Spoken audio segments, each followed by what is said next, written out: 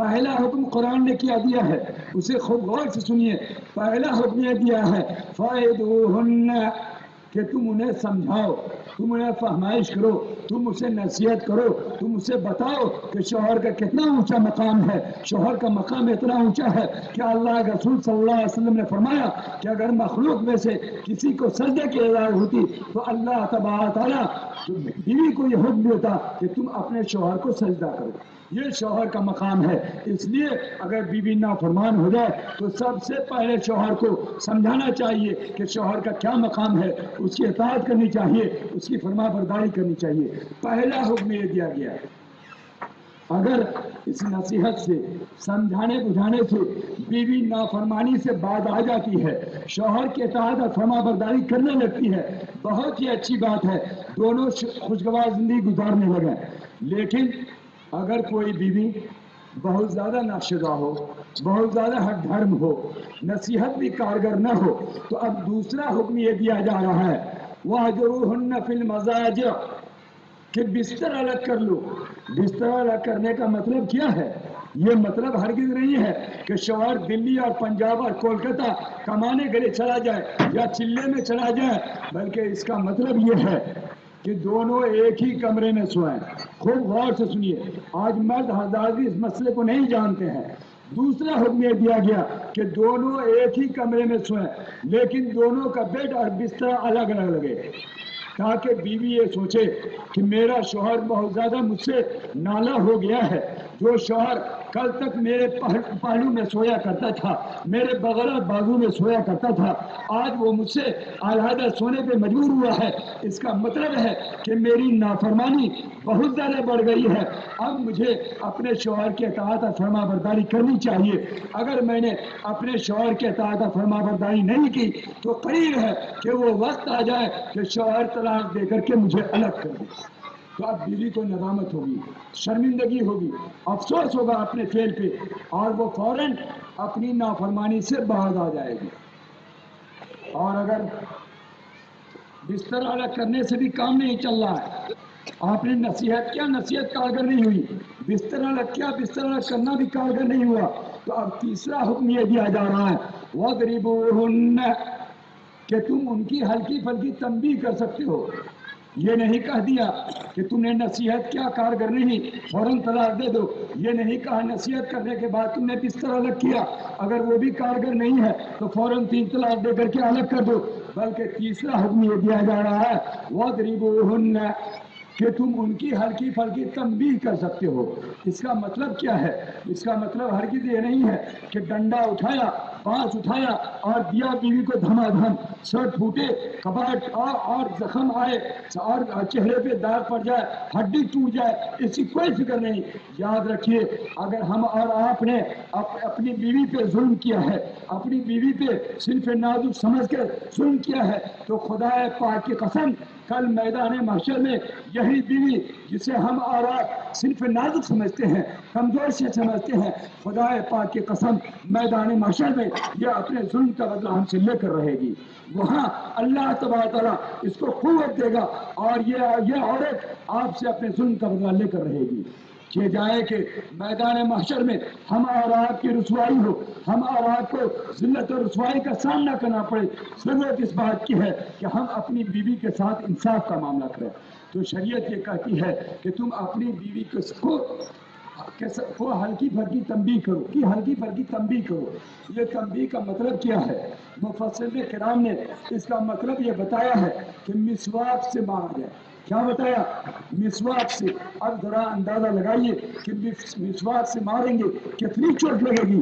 مقصود ضرب نہیں ہے، مقصد مار نہیں ہے، بلکہ مقصد یہ ہے کہ بیوی یہ سمجھ لے کہ میرا شوہر بہت زیادہ نالا ہو گیا ہے، جب تو وہ مجھ پہ ہاتھ اٹھانے پہ مجبور ہوا ہے.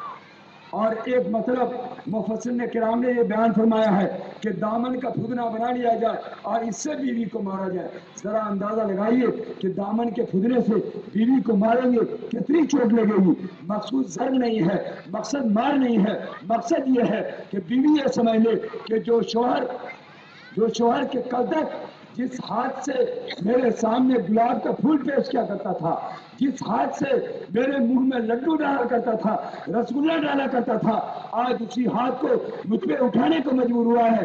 اس کا مطلب یہ ہے کہ میری نافرمانی بہت زیادہ بڑھ گئی ہے، میری شرارت بہت زیادہ بڑھ گئی ہے۔ اگر اب میں نے اپنے شوہر کی بات نہیں مانی تو میرا شوہر مجھ کو اپنے سے جدا کر ہی قدم لے گا۔ تو اب بیوی کو ندامت ہوگی، بیوی شرمندگی محسوس کرے گی اور وہ فوراً اپنے نافرمانی سے وہ باز آ جائے گی۔ اگر خدا نہ خواستہ کوئی بیوی اس درجے ہٹ دھرم ہو، اس درجے نافرمان ہو کہ نصیحت سے بھی کام نہیں چلا، بستر الگ کرنے سے بھی کام نہیں چلا، آپ نے ہلکی پھلکی تنبیہ کی اس سے بھی کام نہیں چلا، تو اب چوتھا حکم دیا جا رہا ہے۔ وہ چوتھا حکم بھی یہ نہیں دیا جاتا ہے کہ فوراً 3 طلاق دے کر کے الگ کر دیا جائے۔ یہ چوتھا حکم کیا دیا جا رہا ہے؟ خوب غور سے سنیے۔ چوتھا حکم یہ دیا جا رہا ہے فَبَعْثُوا حَكَمًا مِّنْ أَهْلِهِ وَحَكَمًا مِّنْ أَهْلِهَا إِن يُرِيدَا إِصْلَاحًا يُوَفِّقِ اللَّهُ بَيْنَهُمَا، کہ شوہر کے خاندان میں سے ایک آدمی حکم ہو، بیوی کے خاندان میں سے ایک آدمی ہو، اور یہ دونوں شوہر اور بیوی کی باتوں کو سنیں اور ان دونوں کے درمیان نباہ کی کوئی شکل پیدا کریں۔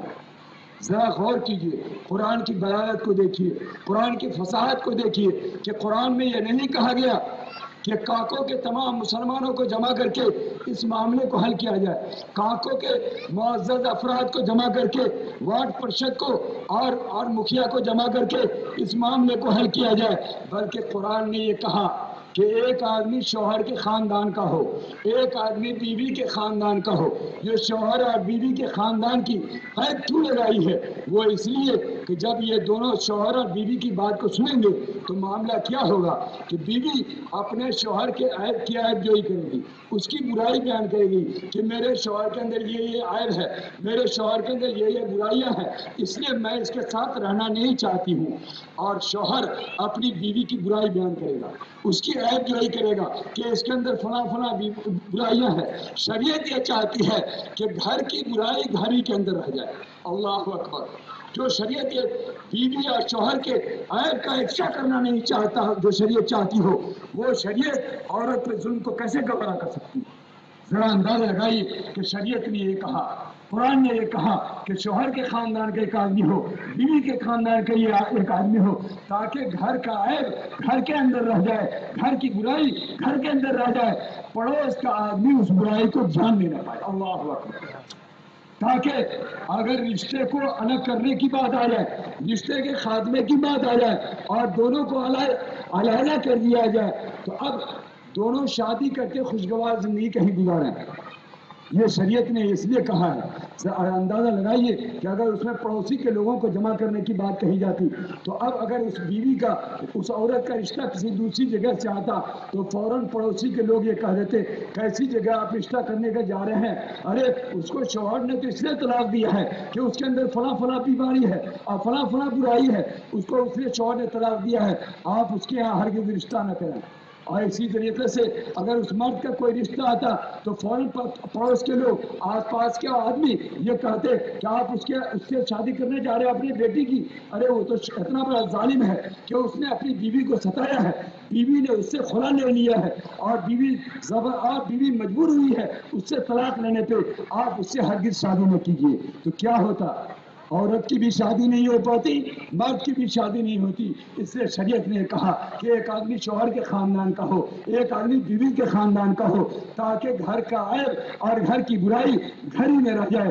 جو اسلام عورتوں کے حقوق کی اس درجے حفاظت کرتا ہو، اسی اسلام کے بارے میں یہ اعتراض کیا جاتا ہے کہ اسلام نے عورتوں پہ ظلم کیا ہے۔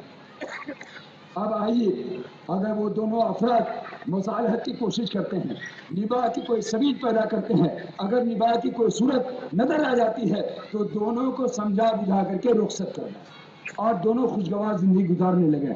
لیکن اگر خدا نہ خواستہ اب دونوں حکم یہ محسوس کرتے ہیں کہ ان دونوں کی زندگی اجیرن بن گئی ہے، ان دونوں کی زندگی جہنم بن گئی ہے، اب شوہر کو اپنی بیوی سے اس درجے نفرت ہے کہ شوہر اپنی بیوی کے چہرے کو دیکھنا گوارا نہیں کر رہا ہے، बीवी को अपने शौहर से इस तरह नफरत है कि बीवी अपने शौहर के चेहरे को देखना गवारा नहीं कर रही है।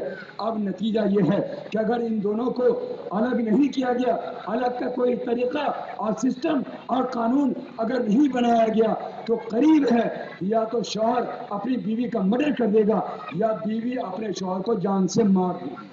तो शरीयत ने कहा कि एक इंसान के जान जाने से बेहतर यह है कि एक ऐसा कानून लाया जाए, एक ऐसा तरीका लाया जाए कि जिसके ज़रिए से दोनों की ज़िंदगी अलग हो जाए और दोनों फिर उसके बाद शादी करके दोनों खुशगवार जिंदगी गुजारें। ऐ लोगों ज़रा बताइए तो सही, ऐ मेरी माँ और बहनें ज़रा आप बताएं तो सही कि अगर शौहर और बीवी दोनों की ज़िंदगी जहन्नम बन गई हो, दोनों की ज़िंदगी अजीरन बन गई हो, दोनों की ज़िंदगी घुटन महसूस कर रही हो, तो क्या ऐसी सूरत में अगर तलाक के ज़रिए से दोनों की ज़िंदगी को अलग कर दिया जाए तो ये तलाक ऐसी सूरत में रहमत है या ज़हमत? हर शख्स ये कहेगा कि ऐसी सूरत में तलाक रहमत है न कि ज़हमत।